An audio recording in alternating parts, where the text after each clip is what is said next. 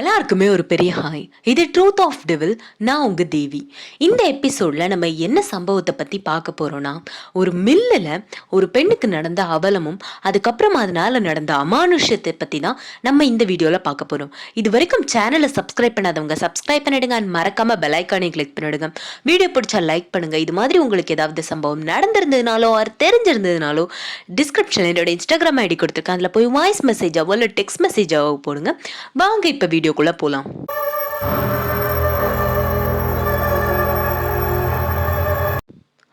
இது எப்ப நடந்துச்சு அப்படின்னு பாத்தீங்கன்னா 2018 காரைக்குடி பக்கத்துல இருக்கக்கூடிய ஒரு கிராமத்துல நடந்த கதை தான் இது.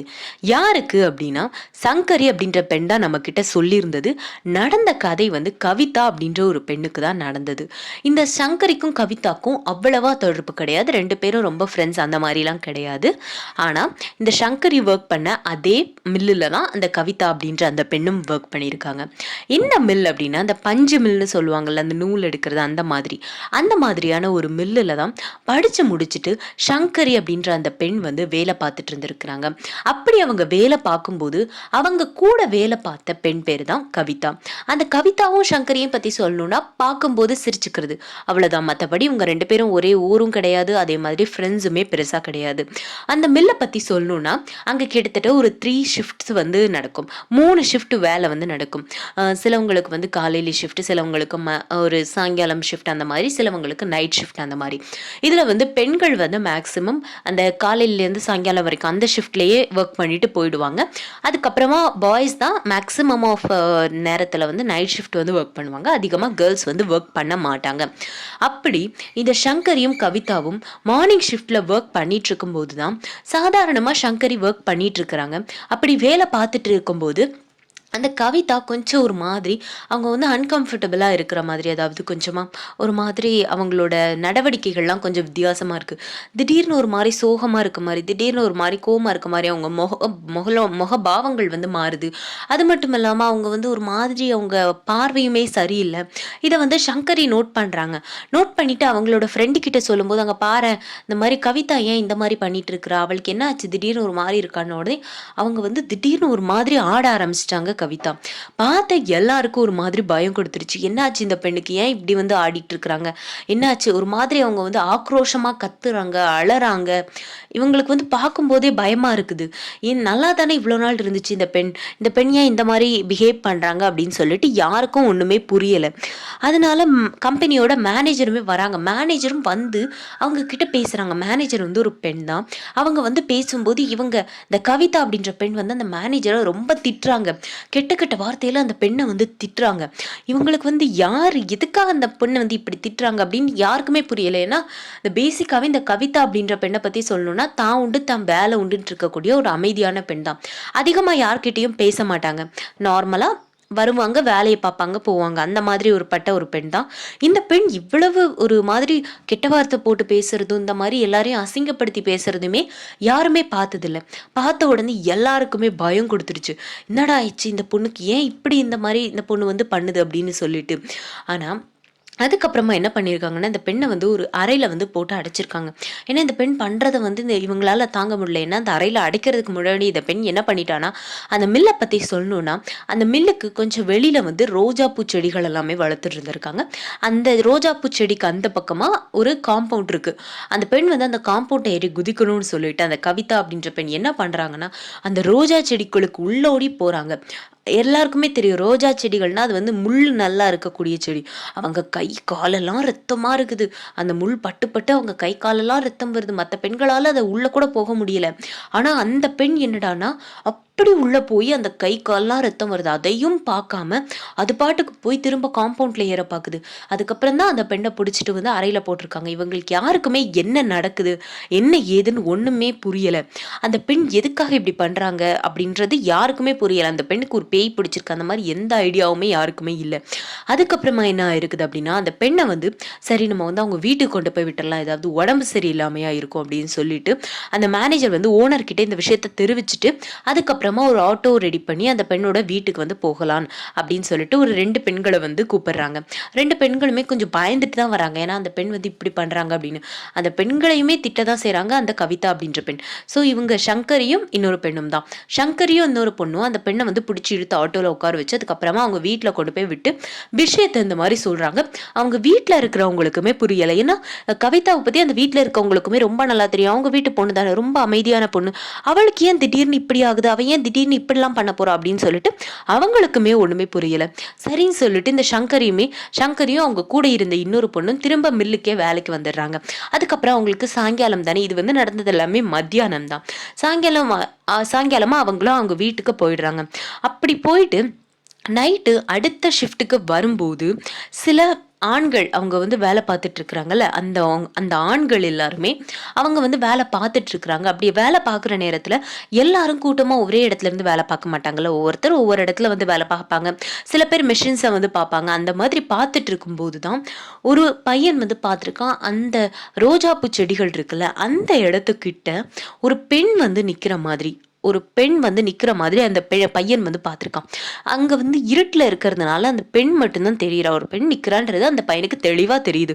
உடனே இந்த நேரத்துல நமக்கு நைட் ஷிஃப்ட்னா எந்த பெண்ணுமே இங்க இருக்காது அப்படின்னு அந்த பையன் வந்து யோசிக்கிறான். ஏன்னா மேனேஜரே இருந்தாலும் மேனேஜர் வந்து டே ஷிஃப்ட் மட்டும்தான் இருப்பாங்க, நைட் ஷிஃப்ட் வேற ஆள் தான் இருப்பாங்க. மேனேஜர் வந்து அந்த பொண்ணு மேனேஜர் வந்து டே ஷிஃப்ட்ல மட்டும்தான் இருப்பாங்க, நைட் ஷிஃப்ட்ல இருக்க மாட்டாங்க. அப்படின்ற பட்சத்துல யாருமே நைட் ஷிஃப்ட்ல பொண்ணுங்க இருக்க மாட்டாங்க. இந்த பொண்ணு மட்டும் ஏன் இப்படி இருக்கிறா, என்ன ஆச்சு இந்த பொண்ணுக்கு அப்படின்னு சொல்லிட்டு அந்த பையன் வந்து அப்படியே நெருங்கி போறான், யார் அந்த பொண்ணு அப்படின்னு பாக்குறதுக்காக. கொஞ்ச தூரம் போயிட்டு இருக்கும் போதே அந்த பையனோட ஃப்ரெண்டு ஒரு பையன் கூப்பிடறான், டே அங்க என்ன பண்ற, அங்கெல்லாம் எதுக்கு போயிட்டு இருக்காங்க, செடிலாம் இருக்கு, ஏதாவது காலில் குத்திர போகுது அப்படின்னு சொல்றான். டே அங்க பாரு ஒரு பொண்ணு இருக்கா அப்படின்னு சொல்லிட்டு இவனுக்கு பின்னாடி தான் அந்த ஃப்ரெண்டு வந்து நின்றுருக்கான். அவன் கிட்ட திரும்பி பேசிட்டு மறுபடியும் முன்னாடி திரும்புறான். அந்த பெண்ணை வந்து காணும். இவனுக்கு ஒரு மாதிரி பக்குன்னு ஆயிடுச்சு. ஏன்னா இவன் முகத்தை கூட பார்க்கல.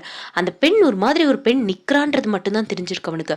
ஒரு பெண், நான் ஒரு உருவம் தெரியுமில்ல அந்த மாதிரி தான் இவனுக்கு தெரிஞ்சிருக்கு. உடனே இவனுக்கு வந்து ஒரு மாதிரி பயமாயிடுச்சு.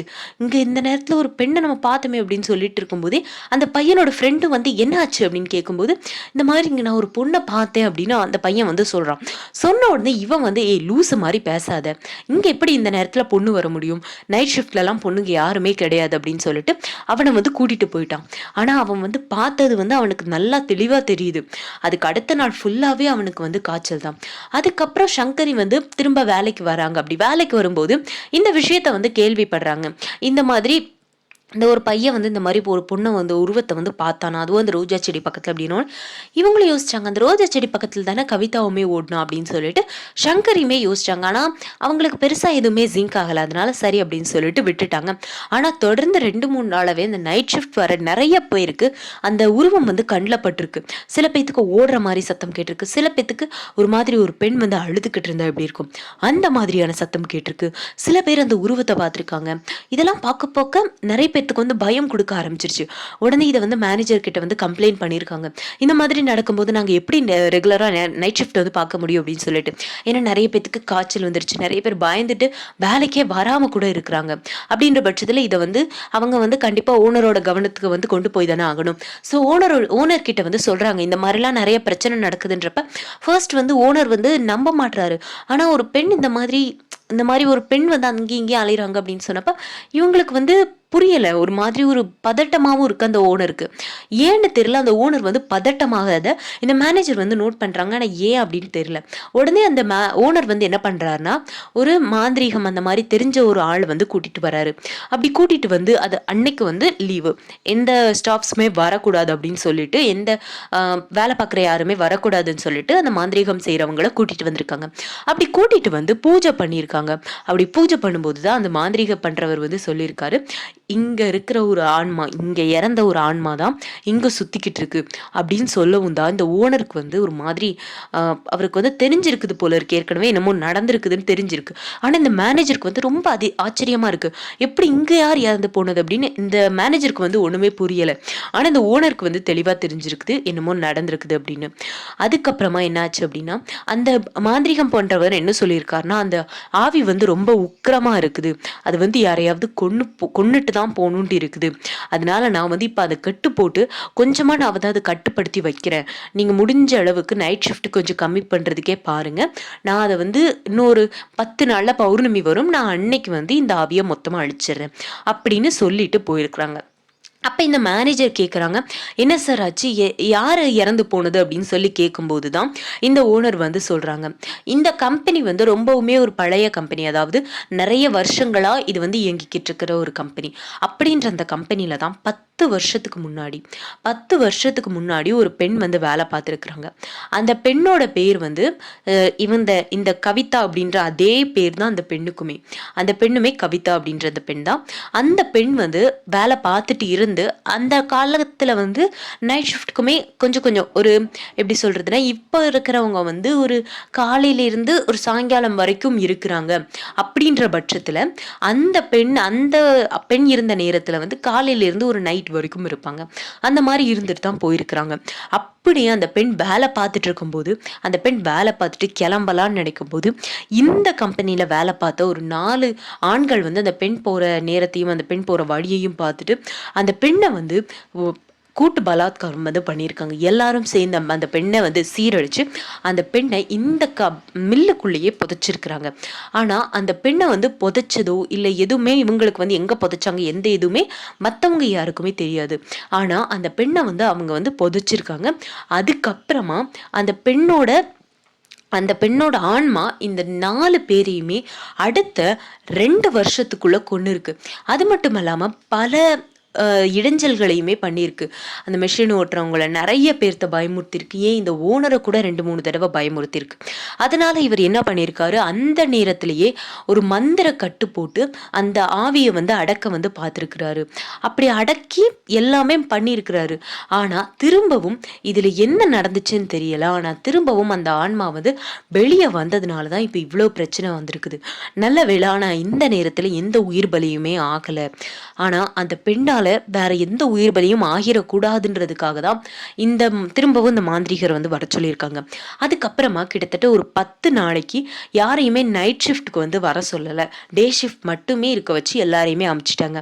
10 நாள் கழிஞ்சதுமே பௌர்ணமி வந்ததும் அந்த மாந்திரிகர் திரும்ப வந்து இந்த ஆன்மாவை வந்து அழிக்கிறேன் அப்படின்னு சொல்லியிருந்தார்ல, அந்த ஆன்மாவை வந்து அதோட உலகத்துக்கு அனுப்பி வைக்கிறேன் அப்படின்னு சொல்லி சில பூஜைகள்லாம் பண்ணி இந்த பிரச்சனையெல்லாம் முடிச்சதுக்கு அதுக்கப்புறமா திரும்ப நைட் ஷிஃப்ட்டுக்கு ஆண்கள் வந்து வந்திருக்காங்க. அதுக்கப்புறமா எந்த பிரச்சனையுமே வரல.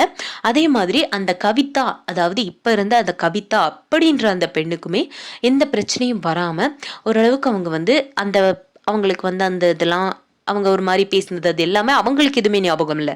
ஆனால் அந்த பிரச்சனை எல்லாமே அதுக்கப்புறமா தீந்துருச்சு.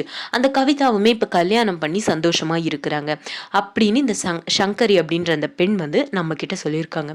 இதை பற்றின உங்கள் கருத்துக்கள் என்ன அப்படின்றத